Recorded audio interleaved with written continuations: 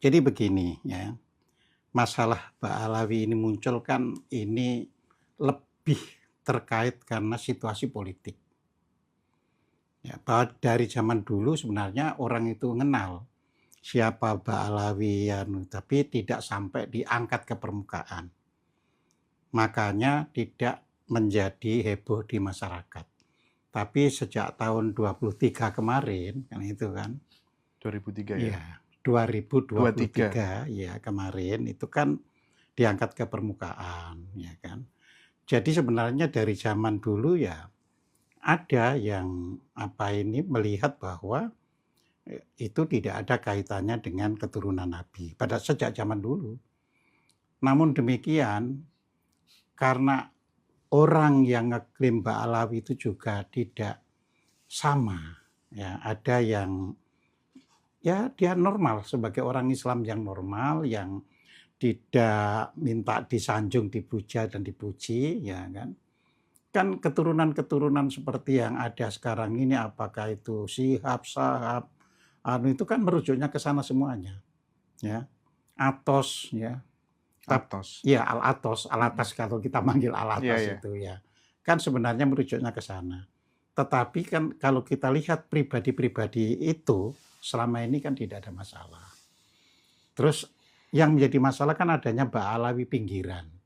Ya, artinya dia tidak dikenal sebagai orang yang alim dan sebagainya, terus akhirnya lebih mengungkapkan kehebatan Ba'alawi. Nah, di sini ini permainan politik karena eksistensi mereka itu ingin diterima.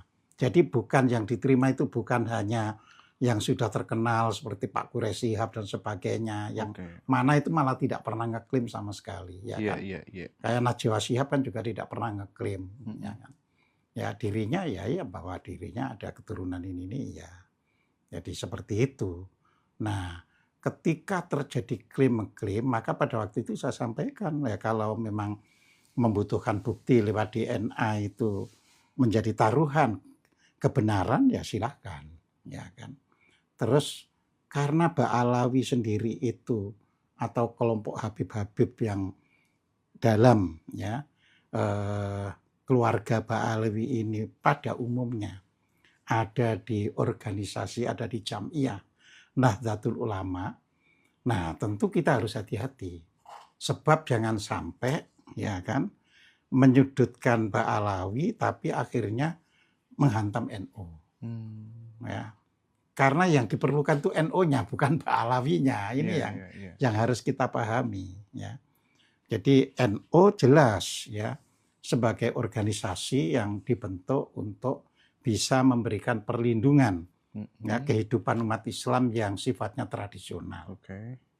Sedangkan yang lebih berpikiran pada waktu itu untuk non tradisional itu kan ada di dalam Muhammadiyah. Terus ada kelompok-kelompok yang lainnya ya kayak LDI dan sebagainya. Oke, itu tidak menjadi fokus kita karena yang besar kan Muhammadiyah dan NU. Muhammadiyah. Nah, di NU ini kan kumpulan dari segala tipe kultur umat Islam yang tradisional.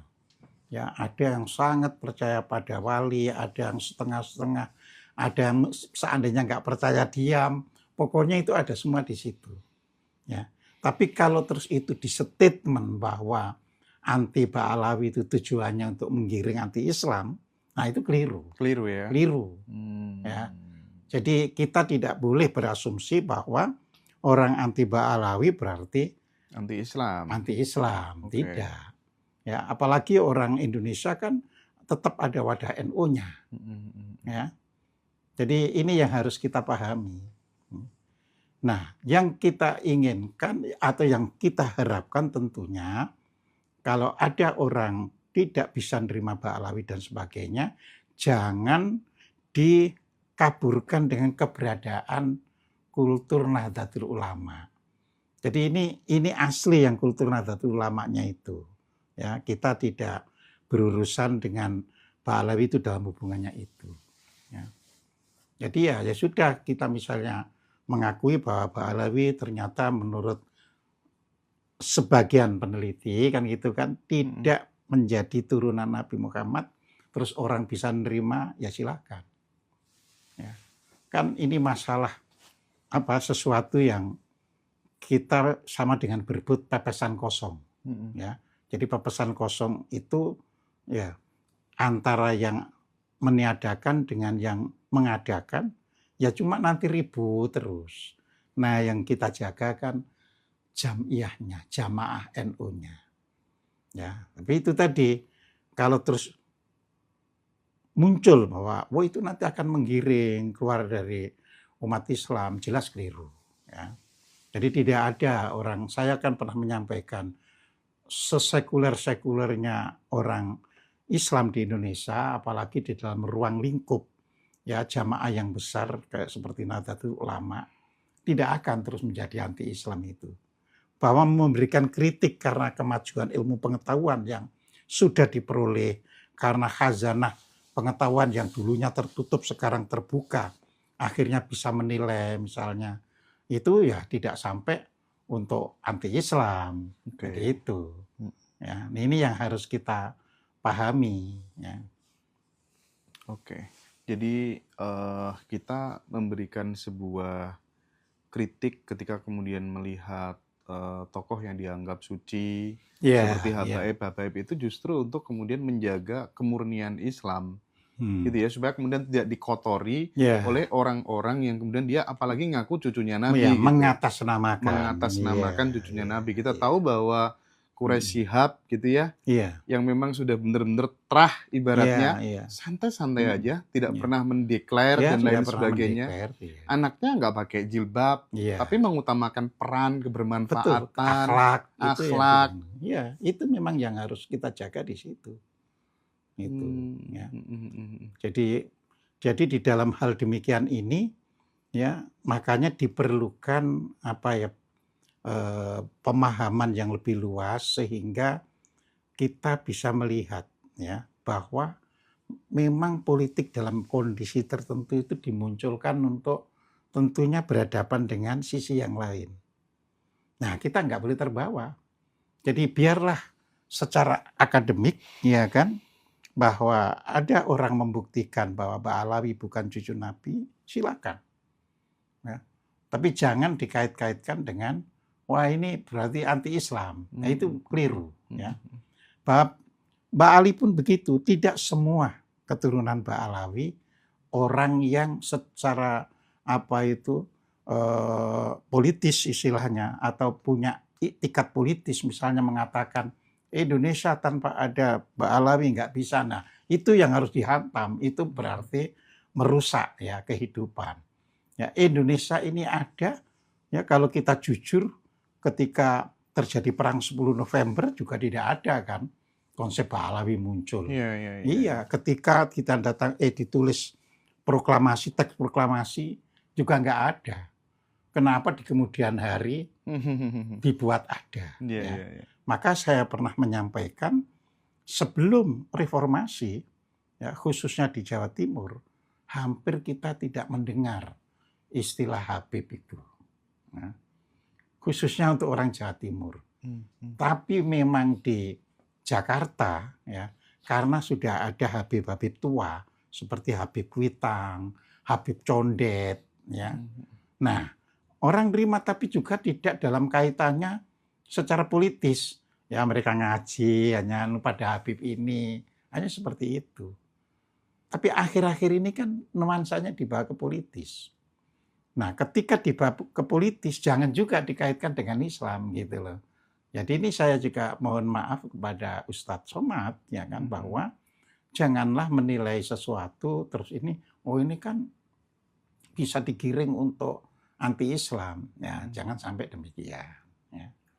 Jadi di situ itu yang perlu kita pegang. Oke. Baik Pak Gojim.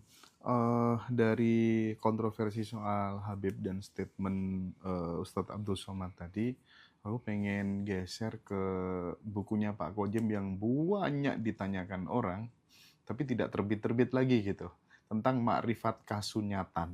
Nah, secara esensi, apa pergulatan batin yang ada dalam diri Pak Gojim sehingga kemudian melahirkan buku itu, dan secara substansial buku itu sebenarnya bicara tentang apa Pak Gojim? Iya, jadi buku Ma'rifat Kasunyatan itu 2 jilid. Mhm.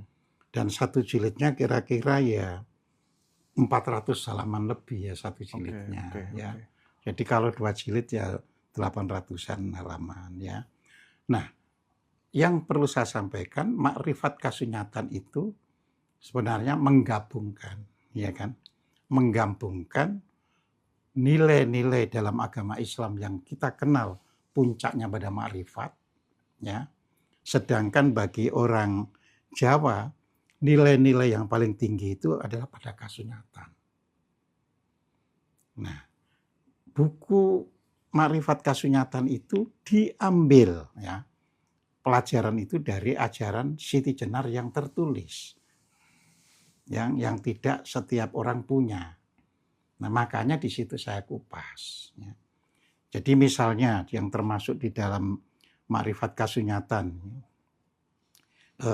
masalah apa itu martabat 7. Martabat 7. Iya, kita kupas martabat 7 itu. Martabat 7 itu apa aja, Pak? Ya, martabat 7 itu yang dimulai kalau dari atas itu ada Ahadiyat gitu ya? Ahadiyah, terus Wahdat, Wahidiyah, terus alam misal, ya. Nasud. Iya, jadi itu sampai Nasud itu manusia kan, sampai Jabarut. nanti insan kamil ya.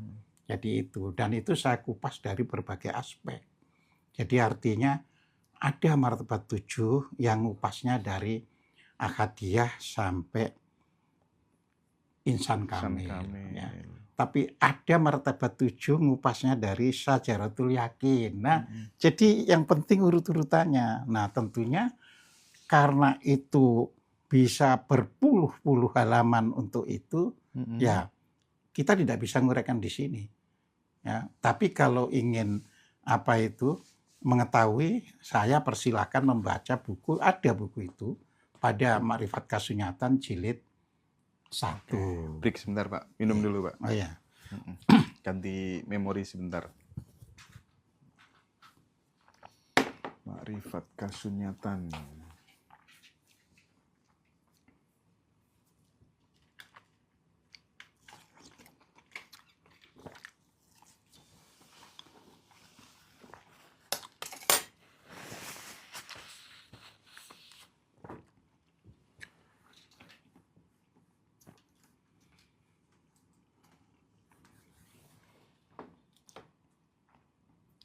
Pernah ya retreat sama Pak Wayan, Pak Gojim ya?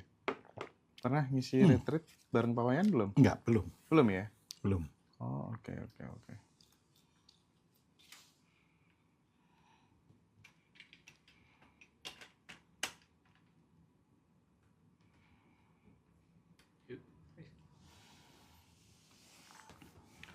Oke. Jadi itu tentang Ma'rifat Kasunyatan secara esensi ya Pak Gojim ya? Iya, itu martabat 7 itu kan 4 bagian yang perlu dijelaskan lebih dulu. Kan? Nah, selanjutnya kan kita masuk ke alam hakikatnya. Misalnya neraka itu apa, surga itu apa. Itu sampai dalam sekali. Apa tuh kalau menurut Siti Jenar? Hakikat dari surga, hakikat dari neraka? Iya, jadi kan bagi Siti Jenar ya, kan sudah dikatakan bahwa pada hakikatnya semua ini hidup, pada hakikatnya. Akan tetapi ya, sebagai sesuatu ia mengalami kematian. Ya, sesuatu itu seperti gini kan, ini sebenarnya hidup, tapi karena tidak terorganisasi di dalam kehidupannya, jadi kelihatan seperti barang mati. Kalau barang mati, kita nggak bisa makan terus diri kita jadi hidup, barang mati.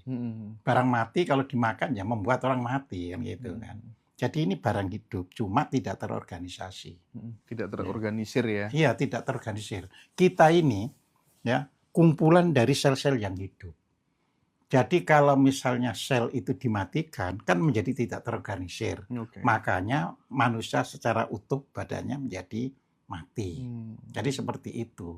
Nah, ketika semua ini bisa merasakan ya terbebas dari segala macam perasaan menderita dan sebagainya, ya hakikatnya orang itu sudah di surga. nggak mau cari kemana lagi, kan gitu kan. Dicari kemanapun yang dicari ya tetap kan hidup merdeka, hidup tidak ada tekanan, Iya, iya, iya, tidak iya. ada penindasan. Heeh, heeh. Ya itu sama dengan neraka kan. Ketika saat sekarang ini hidup, kata Siti Jenar, tapi kita itu menderita, kita itu ya berarti kita di dalam neraka. Kemanapun kita cari, misalnya, oh itu nanti di alam gaib, tetap itu hanya kelanjutan saja. Kelanjutan aja. Kelanjutan saja. Tapi itu ada. Kelanjutannya itu memang Loh, ada. kelanjutan itu kan selalu ada. Oke. Kalau tidak ada kan berarti tidak berlanjut. Oh iya, iya, iya. Iya, kelanjutan Tidak selalu ada. cakromanggilingan. Nah, tidak cakromanggiling. Sama dengan gini loh, ya. Ketika kita itu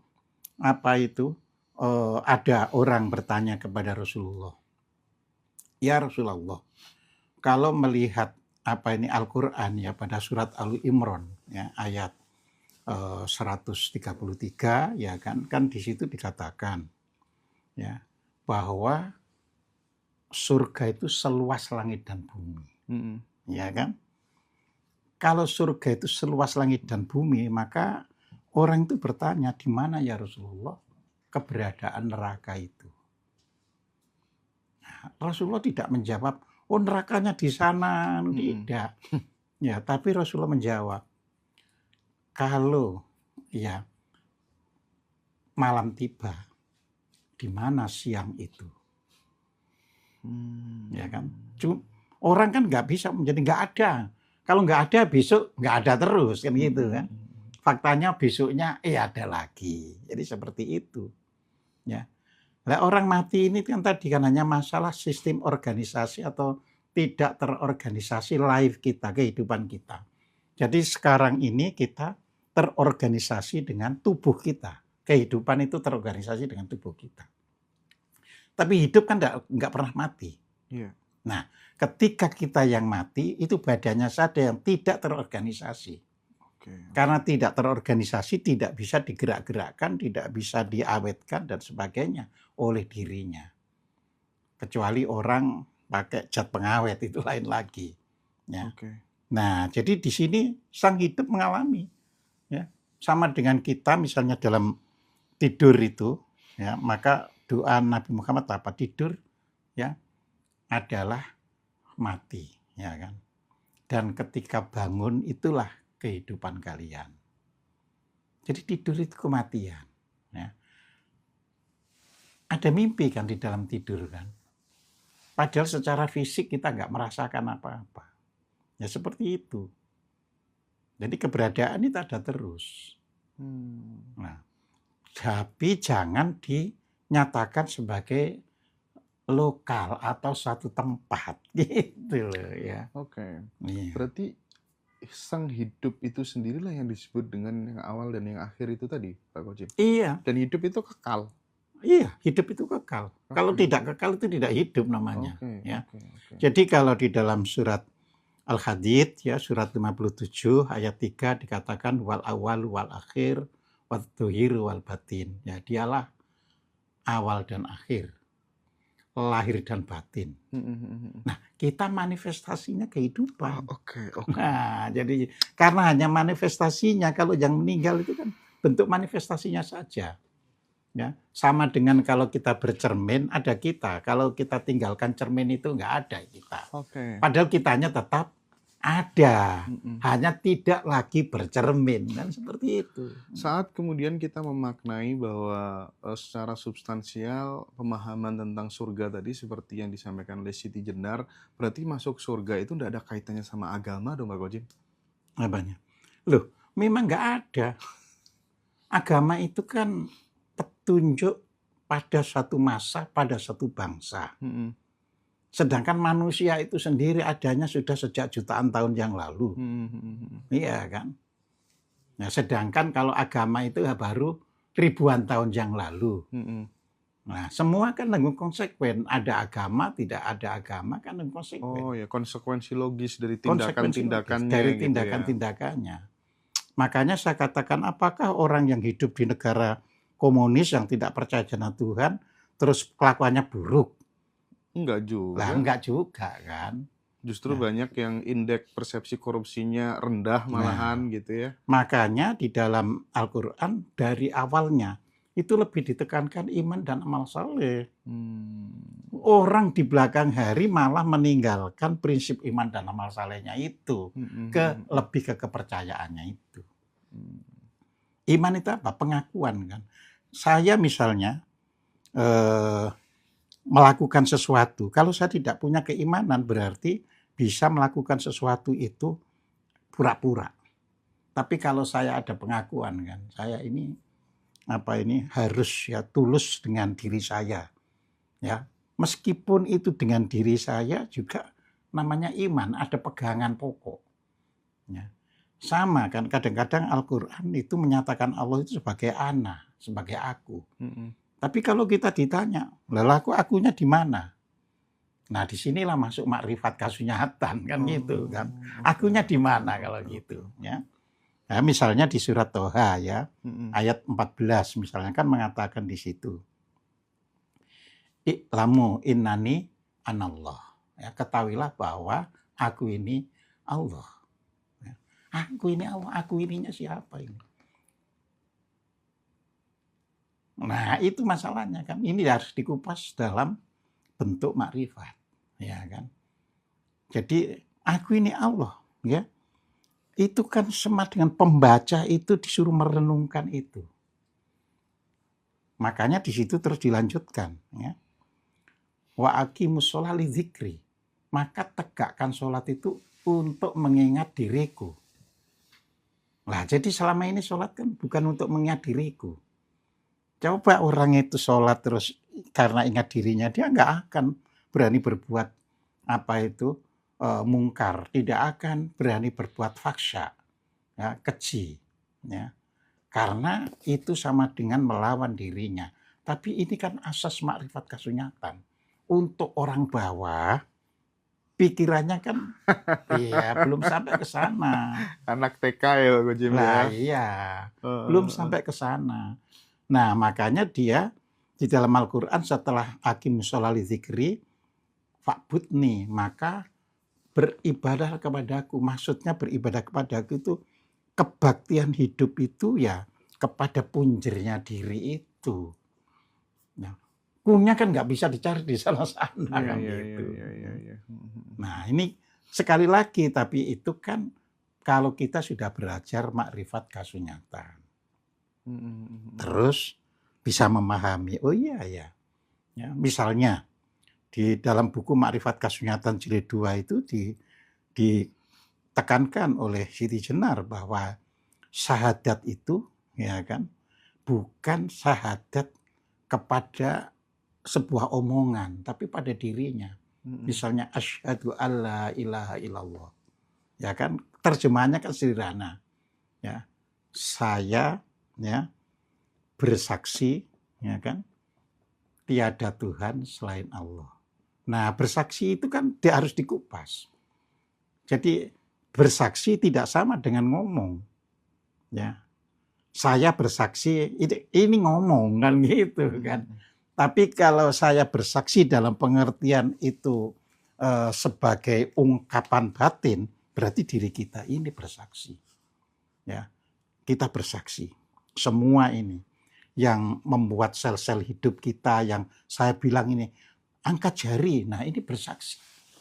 Inilah hakikat yang menggerakkan itu Allah itu. Jadi saya paham. Kayak orang di pengadilan itu bersaksi itu gitu ya. Iya, orang di pengadilan bersaksi itu seperti itu. Dan kita tidak bisa berdusta. Iya. Ya, nah orang-orang kan ini ngomong.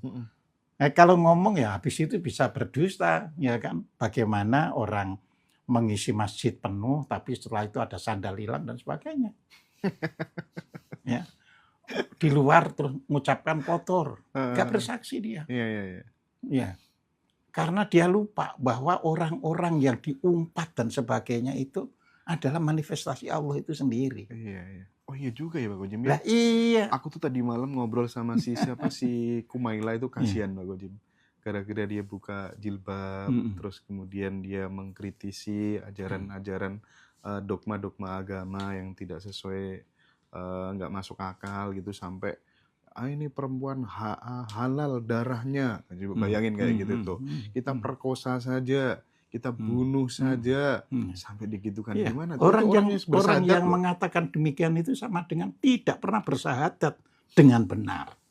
Ya. Kalau syahadat ngomong, ya kita mengerti. Tapi syahadat dengan benar nggak akan berani. Begitu pula dilanjutkan wa asyhadu anna Muhammadar Rasulullah. Ya. Aku bersaksi ya bahwa Muhammad itu Rasul Allah. Nah, pertanyaannya, di mana Anda bersaksi? Orangnya mana? Nah, disitulah dikupas di Ma'rifat Kasunyatan. Oke. Ya, karena Muhammad itu sebagai orang sudah wafat. Oke, terus yang Ya kita kan? saksikan sebagai Ya, apa? yang kita saksikan kan nurnya. Nur Muhammad yang ada dalam diri setiap Kita. orang. Iya. Oke. Jadi nur dan Allahnya ini merupakan suatu pasangan istilahnya. Prinsipnya di setiap tubuh manusia itu nggak peduli agamanya apa, selalu ada Nur Muhammad. Iya, selalu ada. Maupun di event itu dia orang Buddha, orang Hindu. Iya. Oke. Makanya dengan Nur Muhammad itu, nur itu cahaya. Cahaya itu lebih dari sekedar sinar yang terpancar ini. Oke. Dia merupakan essence, ya, esensi dari cahaya itu sendiri. Makanya di tempat lain disebut ya nur ala nur, cahaya di atas cahaya. Ya. Nah, tapi cahaya itu disebut Muhammad, artinya yang terpuji, yang selalu berbuat kebajikan, selalu berbuat dharma, selalu berbuat keutamaan. Jadi dengan la ilaha illallah Muhammadur Rasulullah itu sebenarnya membuat manusia benar-benar, ini kalau dalam Ma'rifat Kasunyatanya, perilakunya itu ya kalau berbuat jahat tidak berani terhadap dirinya sendiri, gitu loh. Bukan tidak berani karena ada Allah yang di luar, enggak. Terhadap dirinya sendiri itu menjadi tidak berani. Karena dirinya sendiri itu manifestasi kehadiran Allah itu sendiri.